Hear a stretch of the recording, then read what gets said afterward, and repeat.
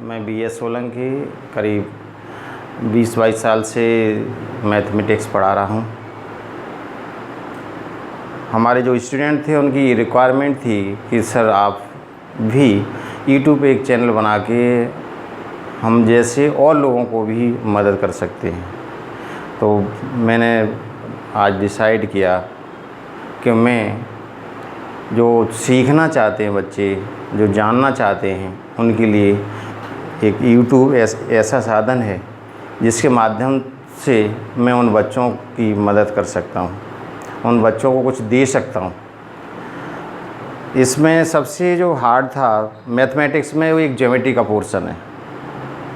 Geometry का portion एक ऐसा पोर्शन है जिसमें आपको बैकग्राउंड में पीछे आने वाले जो भी आप पढ़ के आ रहे थे अप टू 9th वो आपको नॉलेज होगी तो इसको आप ठीक से आगे से ठीक से हैंडल कर पाते हैं। लेकिन ये अगर आपने पढ़ा है, थोड़ा समझा है, तब भी ठीक है, और आपने अगर नहीं पढ़ा समझा है तो आप यहाँ ठीक से कंसंट्रेट होके, है ना, कुछ चीज़ें हैं इसके जो हमें यहाँ ज्योमेट्री में सबसे पहला बीपीटी थ्योरम जिसे हम थेल्स थ्योरम भी कहते हैं, बेसिक प्रोपोर्शनलिटी थ्योरम, इसको हम थेल्स थ्योरम भी कहते हैं। और ये इस एग्ज़ाम के लिए मैं समझता हूँ एक इम्पॉर्टेंट साबित होगी आपको। ये या इसका कोई भी क्वेश्चन आपको एग्ज़ाम में मिल सकता है। तो बेसिक प्रोपोर्शनली जो थ्योरम थी, इससे रिलेटेड बहुत सारी ये चीज़ है कि इसमें आपको सिमिलरिटी, सबसे पहली बात ये थी कि सिमिलरिटी क्या है, कॉन्ग्रेंट क्या है, कॉन्ग्रेंसी क्या है, कॉन्ग्रेंट कब होता है।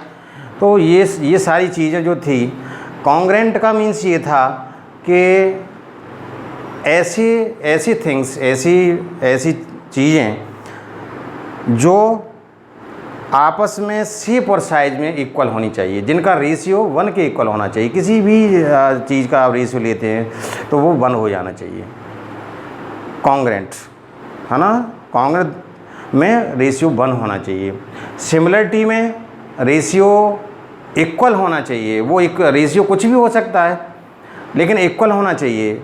फॉर एग्जाम्पल सिमिलरिटी का देखिए कि ये इक्विलेटरल ट्रायंगल है और ये एक बड़ा वाला इक्विलेटरल ट्रायंगल है, वही दोनों का ये सिमिलर हैं। शेप इनकी बिल्कुल सेम है। सेम शेप इसलिए है कि इनकी साइड का रेशियो या एंगल का जो भी साइड का रेशियो है वो इक्वल आने वाला है। दूसरी एक चीज़ यहाँ थी सिमिलरिटी का, कॉन्ग्रेंट का मीन्स ये है कि सेम इक्वल होना चाहिए। जितना ये है जिसका साइज या शेप है उतना ही अगर दूसरा भी कोई ट्रायंगल है, इक्विलेटरल ट्रायंगल है, सपोज कीजिए ये 5 सेंटीमीटर का ट्रायंगल है तो दूसरा भी 5 सेंटीमीटर का ट्रायंगल होगा साइड का, तो वो कॉन्ग्रेंट कहलाएगा। अगर वो छोटे बड़े हैं तो सिमिलर कहलाते हैं। इसमें अगली बात जो है वो ये है, ये बताता है इसमें कि अगर ये जो ट्रायंगल था, इस ट्रायंगल में अगर आप परपेंडिकुलर डालते हैं तो ये परपेंडिकुलर मिडिल सेक्शन पर पड़ता है। कहीं भी BC साइड में D, है ना, AD perpendicular BC at point D, it is acute angle triangles. ये एक्यूट एंगल ट्रायंगल होने की वजह से ये क्या करता है कि उसकी साइड के में कहीं मिल पड़ जाता है। दूसरा, अगर ऑप्टिक एंगल ट्रायंगल है और ये इसकी हम हाइट अगर जानना चाहते हैं तो इसका अगर परपेंडिकुलर हमें डालेंगे तो बाहर मिलता है। हम अगर 20 को यहाँ A और BC को अगर हम CB को प्रोड्यूस करते हैं तो ये D पॉइंट पर मिलता है। इस तरीके से अगर परपेंडिकुलर एक्यूट एंगल ट्रायंगल बनाते हैं तो अंदर मिलता है और ऑप्टिक एंगल ट्रायंगल का बनाते हैं तो बाहर मिलता है। तो ये कुछ चीज़ें ऐसी थी कि सिमिलरिटी, कॉन्ग्रेंट क्या है, ये इन सब बातें आपने पहले पढ़ी थी और अब इसका इसमें यूज होने वाला है, इसलिए ये आपको बहुत अत्यंत आवश्यक था जानना। इसके बाद हम बेसिक प्रोपोर्शनली थ्योरम पे आते हैं। बेसिक प्रोपोर्शनली थ्योरम इसमें जो इसका स्टेटमेंट है ये बहुत ही इंपॉर्टेंट है, इसमें सारा कुछ दिया रहता है, बेसिकली इसमें सारा कुछ दिया रहता है। कह रहा है कि if a line drawn a parallel to the one side of a triangle, किसी भी ट्राइंगल की एक साइड के पैरेलल अगर कोई साइड हम बनाते हैं तो वो कह रहा है कि to intersect other two side, दो साइडों को इंटरसेक्ट करती है डिस्टिंक्ट अलग अलग पॉइंट्स पर, then two sides are divided, जो साइड डिवाइड होती हैं वो सेम रेशियो में होती हैं। ये जो है बता रहा है कि एक ट्राइंगल है और वो ट्राइंगल किसी एक कोई लाइन हम बनाते हैं, कोई लाइन सेगमेंट बनाते हैं, वो ये किसी एक साइड के पैरेलल बनाते हैं और वो साइड जो पैरेलल बनाते हैं वो उन दो साइड को सेम रेशियो में डिवाइड करती है। ये हमें प्रूव करना है।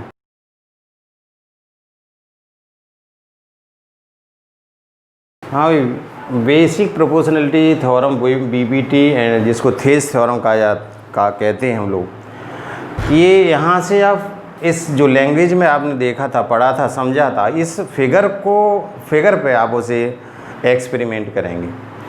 यहाँ पर ABC एक ट्राइंगल है, DE एक parallel line BC, parallel to BC। हमको ये प्रूव ये करना था कि AD upon DB is equals to AE upon EC।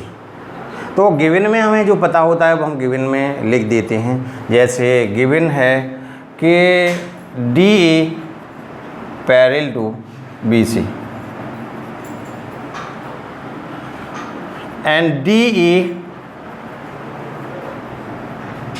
intersect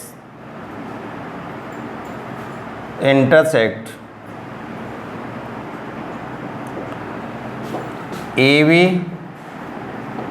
and AC at D and E respectively।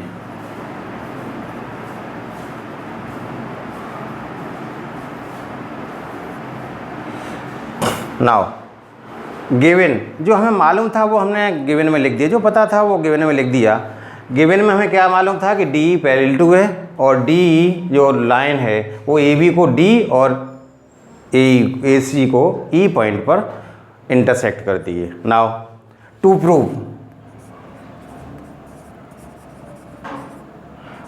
Prove में AD upon DB is equals to AE upon EC। Now construction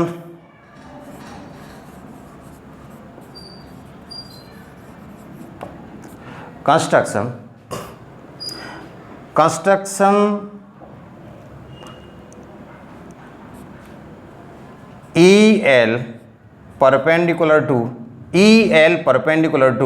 AD and DM perpendicular to AE join BE and CD। तो student देखिए, student AD upon DB AE upon EC ये हमें prove करना है। तो इसका means क्या है कि AD और DB का रेशियो लेना है। अब यहाँ देखिए सिमिलरिटी आपको यहाँ दिखाई देगी कि जब ये पैरेलल लाइन है, D पैरेलल है, तो ये जो इसका ये वाला एंगल इसके इक्वल होगा और ये वाला एंगल इसके इक्वल होगा।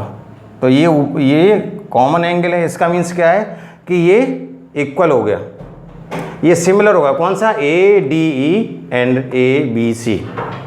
नाउ अब यहाँ देखिए ADE, area of triangle ADE। अब ADE का तो हमने ये क्या किया है, परपेंडिकुलर लिया है, जैसे आपको कंस्ट्रक्शन में बताया गया है। तो ये परपेंडिकुलर है। हमें क्या चाहिए, AD और DB का रेशियो चाहिए। इसका मीन्स क्या है कि AD जिस ट्राइंगल बन रही है और डी बी जिस ट्राइंगल में बन रहा है उनका रेशियो ले लें तो हमारा काम चल जाएगा। यहाँ तो हम यहाँ रेशियो लेते हैं प्रूफ करने के लिए, प्रूफ रेशियो लेते हैं। We have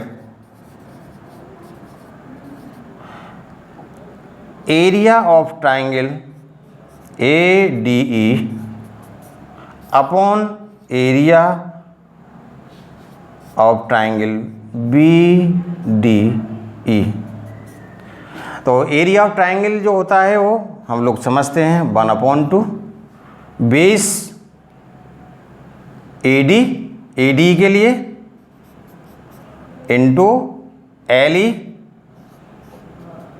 upon 1/2 BD into LE।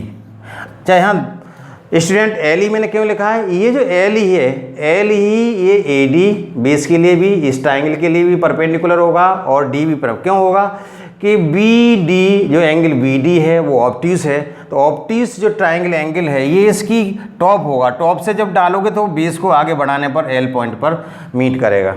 इसका मीन्स क्या है कि ऑब्ट्यूस एंगल का जो परपेंडिकुलर होता है बाहर पड़ता है और जो क्या है कि AD का भी परपेंडिकुलर है, इसलिए BD का और AD ट्राइंगल का सेम परपेंडिकुलर रहेगा। यहाँ से हमने 1/2 LE को कैंसिल किया तो AD अपॉन BD आ गया।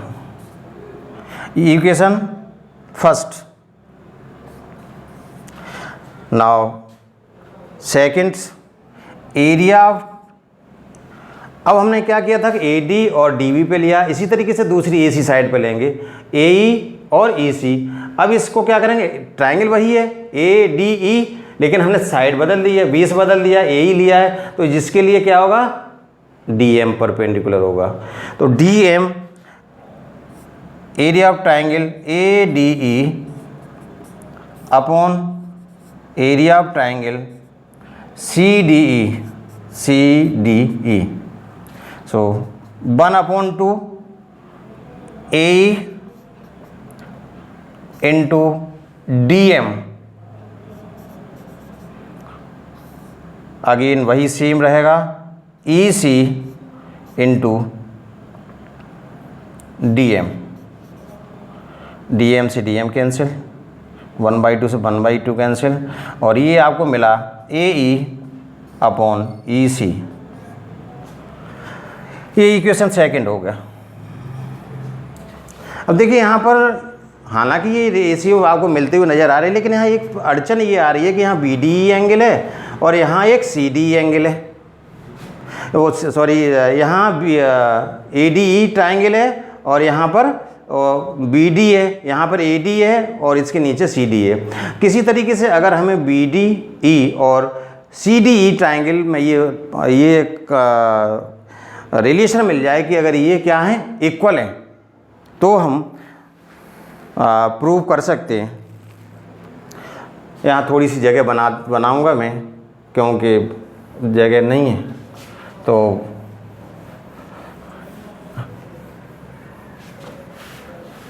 देखिए आपने 9th में पढ़ा था, 9th में ये पढ़ा था कि same base between two parallel lines में जो triangles area of the triangles are equal, area of triangles same base between two parallel lines are equal, ऐसा आपने 9th में एक थ्योरम पढ़ी थी। तो यहाँ आप लिख सकते हैं कि area of triangle area of triangles same base and between two parallel line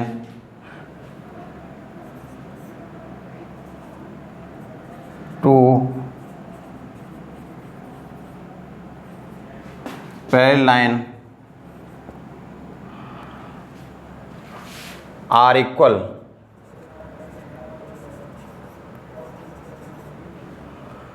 Now, so therefore area of triangle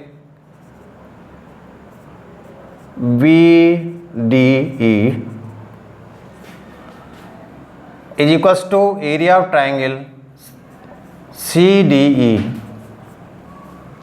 it is equation third. From equation first, second and third, we get AD upon DB is equals to AE upon EC, है ना। तो यहाँ से ये आपने 9th में पढ़ा है, हमने 9th से ले लिया, ये दो आपको मिल ही गए थे, इनका एरिया इक्वल हो गया। इसी तरीके से क्या हो गया कि इससे फर्स्ट, सेकंड और इस थर्ड इक्वेशन से हमें ये पता चला कि AD upon DB equal to AE upon EC होता है। ये रिजल्ट हो गया आपका। अब देखिए इसमें बहुत सारी शॉर्टकट जो सीखना चाहते हैं, कुछ ये कि ये क्या रखा है। यहाँ देखिए, यहाँ पर हमने क्या यहाँ पर बहुत सिंपल सी बात है कि यहाँ AD देखिए AD अपॉन DB था, आप यहाँ AD अपॉन DB लिख लीजिए 1/2, तो इसका फॉर्मूला होता ही है। और यहाँ आप देखिए फर्स्ट जो आपने रेशियो लिया है उसमें जो ADE के लिए भी परपेंडिकुलर LE होगा और BDE के लिए भी परपेंडिकुलर LE होगा, यानी दोनों केसेस में परपेंडिकुलर एक ही रहेगा LE, और बाकी आप रेशियो के साथ जैसे AD अपॉन DB लिखा है ऐसे आप AD अपॉन DB लिख के काम चला सकते हैं। आप रट सकते हैं कि AD अपॉन जो आपका यहाँ रेशियो था वही रेशियो यहाँ लेके परपेंडिकुलर 1/2 के साथ इसे अटैच कर सकते हैं। ऐसे ही दूसरे में था AE था और EC था, इन दोनों के लिए परपेंडिकुलर क्या रहने वाला है, DM ही रहने वाला है। तो ये आप सीधा इसे लर्न भी कर सकते हैं, समझ भी सकते हैं, लेकिन आपको कॉन्सेप्ट तो क्लियर होना ही चाहिए।